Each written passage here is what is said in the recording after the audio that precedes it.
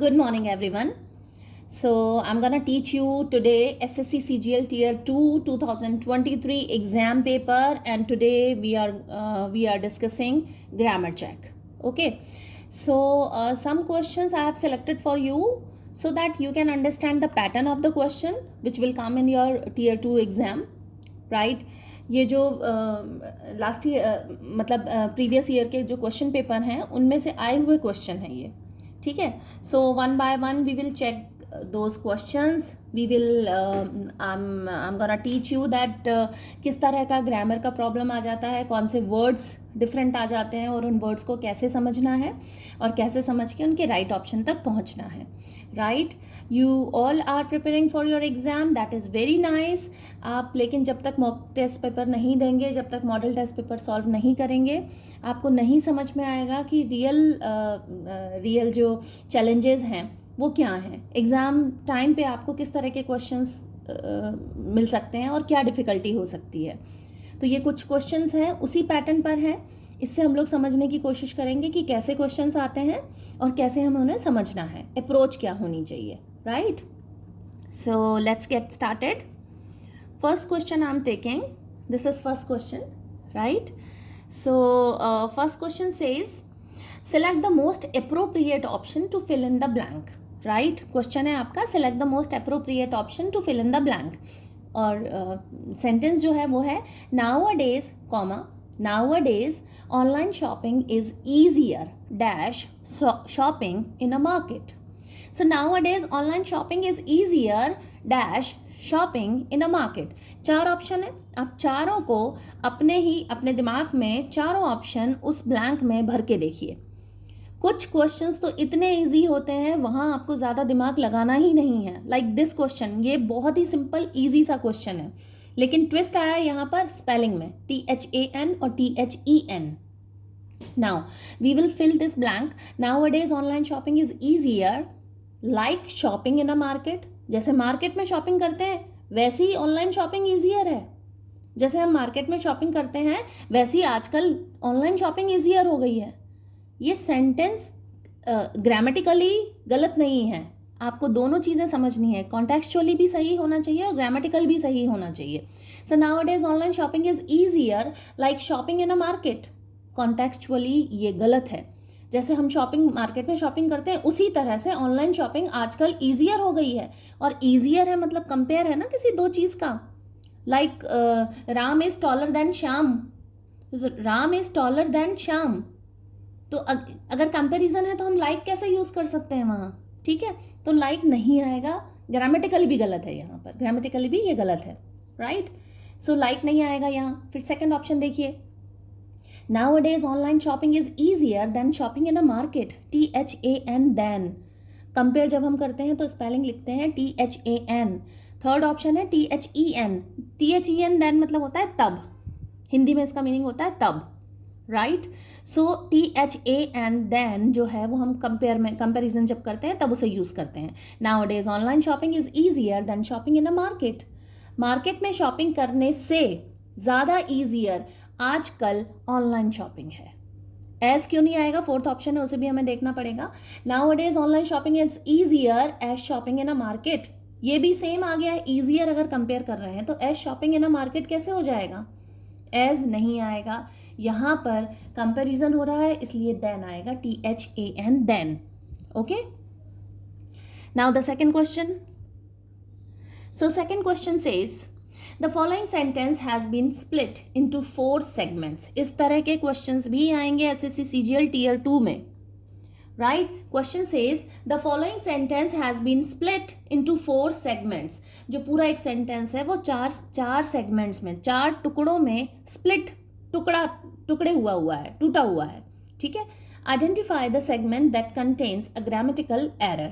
आपको वो segment identify करना है जिसमें कोई ग्रामेटिकल एरर है. ठीक है, पहला सेगमेंट क्या है. Everybody stared. एवरीबॉडी स्टेयर्ड मतलब घूरना, गेज. एवरीबॉडी गेज्ड या एवरीबॉडी स्टेयर्ड. घूरना, एक टक देखते रहना, दैट इज स्टेयर्ड या gazed. Okay, so everybody gazed. Second segment है व्हेन मी. थर्ड है entered the. And fourth one drawing room. तो पूरा सेंटेंस क्या बनता है? Everybody stared when me entered the drawing room. कहाँ गलती है? अच्छा, अगर व्हेन मी में आपको गलती नहीं नज़र आ रही है तो आप एक सेंटेंस बना के देखिए, मी एट 2 चपातीज यस्टरडे, या फिर I ate 2 chapatis yesterday, I sang a song या फिर me sang a song, I play cricket या फिर me play cricket. Me object है, आई एक सब्जेक्ट है, तो सब्जेक्ट के तौर पर आएगा ना, everybody stared when I entered the drawing room. गलती कहाँ है? व्हेन मी में। तो ऑप्शन कौन सा आएगा? Option number 1। ये सिंपल से ग्रामेटिकल रूल है, अगर आप ध्यान से देखेंगे तो ही आपको समझ आ जाएगा कि कहाँ गलती है, राइट? थर्ड क्वेश्चन देखिए। So third question says the following sentence has been split into 4 segments. Identify the segment that contains a grammatical error. आपको वो segment identify करना है जिसमें एक grammatical error आ रहा है. So first segment, Daniel sat on. Second, his new bike. Third, and went afar. And fourth, a ride. क्या sentence बनता है? Daniel sat on his new bike and went afar, a ride. ये afar क्या होता है? अफार actually थोड़ा old English है, और अफार एक एडवर्ब की तरह एडवर्ब है। इसका मतलब होता है एट या फिर to a distance, right? Example देखिए, for months he had loved her from afar, मतलब from a distance to a distance, वो एक डिस्टेंस के लिए आता है। इसकी डेफिनेशन ऑफ अफार, ये एडवर्ब है, ओल्ड फैशन्ड है ये। इसका मतलब होता है एट या फिर फ्रॉम या फिर टू अ ग्रेट डिस्टेंस, बहुत मतलब एक अच्छी दूरी दिखाता है ये, right? To a great distance या फिर फार। तो वी ट्रैवल्ड अफार, मतलब हम बहुत दूर तक ट्रैवल किए।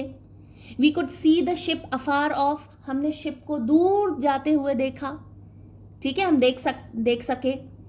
तो यहाँ पर अ राइड भी आ रहा है ना, अ राइड में वेंट अफार नहीं आएगा। Daniel set on his new bike and went for a ride, went afar नहीं आएगा, या तो वेंट अफार पे ही खत्म हो जाता है यहाँ, लेकिन अ राइड भी है एक, तो अ राइड के साथ में वेंट अफार नहीं आएगा। गलती जो है वो वेंट अफार में है, option number 3, right? Next question. So next question says select the most appropriate option to fill in the blank. आपको ब्लैंक भरना है और मोस्ट अप्रोप्रिएट ऑप्शन आपको भरना है यहाँ। When the victim narrated his version of incident the jury was, जब victim जो था, जो दोषी था, उसने नरेटेड, उसने जब अपनी स्टोरी नरेट की, उसने जब अपनी स्टोरी बताई, स्टोरी का खुद का वर्जन बताया कि उसका खुद का वर्जन क्या, स्टोरी का वर्जन क्या है, कौन सा उसकी खुद की स्टोरी क्या है, उसने जब अपने हिसाब से वो पूरी स्टोरी सुनाई, नरेट की, ऑफ द इंसिडेंट्स, जो घटना हुई थी उसके बारे में उसने खुद अपने बारे में बताया। द जूरी वॉज, तो जो जूरी थी, जूरी मतलब जो जजमेंट देने के लिए एक पूरी टीम जो बैठी रहती है वो जूरी होती है। The jury was, first option है, ऑनेस्टली सेटिस्फाइड, ईमानदारी से सेटिस्फाइड हो गई। सेटिस्फाइड ईमानदारी से क्यों हुई? ईमानदारी से सेटिस्फाइड वाली कौन सी बात आई है यहाँ? नहीं, बिल्कुल नहीं आएगा। कॉन्टेक्चुअली देखिए आप इस सेंटेंस को। सेकेंड, परफेक्टली सेटिस्फाइड, पूरी परफेक्टली एक्सीलेंटली सेटिस्फाइड हो गई, फ्लॉलेसली सेटिस्फाइड हो गई, फॉल्टलेसली सेटिस्फाइड हो गई। भाई कोई फ्लॉ थोड़ी था उसमें, कोई फॉल्ट थोड़ी था, ऐसा एक्सीलेंटली सेटिस्फाइड हो गई। ये सेंटेंस तो कॉन्टेक्चुअली गलत है। कंप्लीटली सेटिस्फाइड, पूरी तरह, पूर्णतः वो सेटिस्फाइड हो गई जूरी कि हाँ भैया तुम सही कह रहे हो, तुम्हारी ही स्टोरी सही है, तुमने जो भी घटनाएं बताई हैं, घटना के बारे में जो तुमने कहा है ना, हाँ भैया हम बिल्कुल तुमसे सहमत है इस बात पे कि तुम्हारी ही बात सही है। तो कंप्लीटली सेटिस्फाइड हो गया। फोर्थ ऑप्शन क्या है? Excruciating satisfied. Excruciating means, excruciating एक एडवर्ब है, और एक्सक्रूशिएटिंग मतलब होता है एकदम इंटेंसली पेनफुल डिग्री, मतलब बहुत ज़्यादा पीड़ादायक, कष्टदायक, है ना, पेनफुल जो रहता है, एडवर्ब की तरह काम आता है, एडवर्ब है ये, राइट? इसका एग्जाम्पल देख लीजिए। The bee stings excruciatingly. The bee stings excruciatingly. वो जो बी होता है, हनी बी जो होती है वो स्टिंग्स, उसका हनी बी का जो स्टिंग होता है वो बहुत ज़्यादा पेनफुल होता है। एक्सक्रूशिएटिंगली स्टिंग करती है वो, ठीक है। सो यहाँ पर एक्सक्रूशिएटिंगली तो बिल्कुल नहीं आएगा, ऐसा कोई दुख में कोई पेनफुल थोड़ी ना सेटिस्फाइड हो गई थी, वो कंप्लीटली सेटिस्फाइड थी। कॉन्टेक्चुअली बहुत ज़रूरी है आप वोकेबलरी की तैयारी करें, वर्ड्स को समझें, और बहुत सारे वर्ड्स तो आपको बोलचाल की भाषा में ही समझ में आ जाते हैं। तो वो समझने के लिए आप जब ब्लैंक, ये फिल इन द ब्लैंक वाले जो भी क्वेश्चंस आते हैं, इनके ब्लैंक में आप चारों ऑप्शन भर के देखिए जल्दीबाजी बिल्कुल नहीं करिएगा कि पहला ऑप्शन ठीक लग रहा है बस मैं ही भर दे, ऑनेस्टली सेटिस्फाइड यही होना चाहिए, नॉट लाइक दैट। आपको चारों ऑप्शन उस ब्लैंक में भर के देखने हैं। ऐसा नहीं है कि एक छोड़ दिया और बस बाकी 3 आपने ट्राई करके देख लिया और फिर वो लास्ट वाला ही सही ऑप्शन निकला। तो you can not leave like that. You should just fill all 4 given options and then finalize that what would be the right option. How can you make your sentence grammatically as well as contextually right? तो ये बहुत ज़रूरी है कि आप चारों ही option fill in the blank में भरें और फिर देखें कि राइट ऑप्शन क्या है। Okay, so next question. Now the next question says, okay, next question says select the most appropriate option to fill in the blank. Again the same question है, the committee will dash a survey on the government schemes. जो committee है, किसी भी चीज़ की committee बनाई हुई है, ठीक है, अलग अलग तरह की कमिटी होती हैं जो अलग अलग तरह का सर्वे करवाती हैं, रिपोर्ट बनाती हैं, तो ऐसी कोई कमिटी है। Committee will dash a survey on the government scheme. Government की स्कीम पर कमिटी एक सर्वे करेगी, तो क्या कमिटी विल conduct या committee will fight? The committee will conduct a survey on the government schemes, the committee will fight a survey on the government schemes, the committee will hold a survey on the government scheme, या committee will originate a survey on the government scheme. यहाँ पर appropriate जो word है वो है conduct, क्योंकि conduct का मतलब होता है organize। वो एक सर्वे ऑर्गेनाइज करेगी, सर्वे रखवाएगी गवर्नमेंट की स्कीम पे, जो है कमिटी है वो सर्वे रखवाएगी, सर्वे ऑर्गेनाइज करेगी। फाइट मतलब होता है कम टू ब्लोज या फिर अपोज, तो कमिटी अपोज करेगी, सर्वे को अपोज करेगी। सर्वे को अपोज कैसे करा जा सकता है? सर्वे तो ऑर्गेनाइज होता है, सर्वे तो कंडक्ट होता है। सर्वे को होल्ड करेगी, होल्ड मतलब होता है ग्रास्प या फिर कैरी, सर्वे को कैरी थोड़ी करेगी। The committee will hold a survey, committee will conduct a survey. Originate मतलब होता है स्टार्ट या बिगिन। गंगा कहाँ से ओरिजिनेट होती है? गंगा कहाँ से स्टार्ट होती है? ठीक है, ओरिजिन क्या है? ओरिजिनेट। तो ओरिजिनेट मतलब होता है स्टार्ट या फिर शुरू करना, ठीक है। तो committee will start a survey, committee will start a survey on government scheme. Committee survey को स्टार्ट करेगी या फिर सर्वे को ऑर्गेनाइज करेगी। यहाँ पर राइट ऑप्शन आएगा कमिटी विल ऑर्गेनाइज या committee will conduct a survey on the government scheme. तो राइट ऑप्शन आपका होगा option number 1। So these are some questions.